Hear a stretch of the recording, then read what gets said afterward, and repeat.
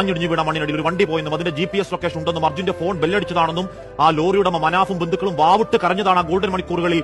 അത് കേട്ടെന്ന് പോലും നടിക്കാതെ FIR ഇടാതെ മണ്ണുമലയ്ക്ക് മുന്നിൽ 3.25 ഹിറ്റാച്ചിയുമായി കുഞ്ഞു കളിച്ചവരാണ്.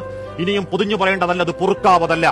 ആ കോഴിക്കോട്ടെ ഒരു വീടിന്റെ വേദന നാടിന്റെ വേദനയാകുമ്പോഴാണ് രാഷ്ട്രീയ നേതൃത്വം ഇടപെട്ടപ്പോൾ മാത്രമാണ് ആ കല്ലിന് കാറ്റുപിടിച്ച സംവിധാനം അനക്കം വെച്ചത്. ഇന്നലെ ഉച്ചയ്ക്കാണ് അപ്പോഴാ പ്രാണൻ മണ്ണിനടിയിൽപ്പെട്ട് മണിക്കൂറുകൾ 75.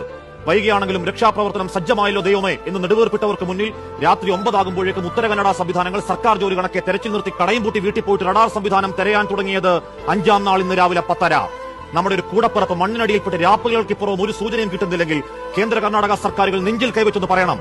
ആ ഗംഗാവലി പുഴയോരത്ത് കാണാമറയത്ത് പ്രാണപ്രതീക്ഷയിൽ പാവം പിടിച്ച അർജുനല്ലായിരുന്നുവെങ്കിൽ, ഏതെങ്കിലും ഒരു മന്ത്രിപുത്രനോ അവന്റെ ആഡംബരക്കാരോ ആയിരുന്നെങ്കിൽ സംവിധാനങ്ങളെ ഇതാകുമായിരുന്നോ നിങ്ങളുടെ നിലപാട്?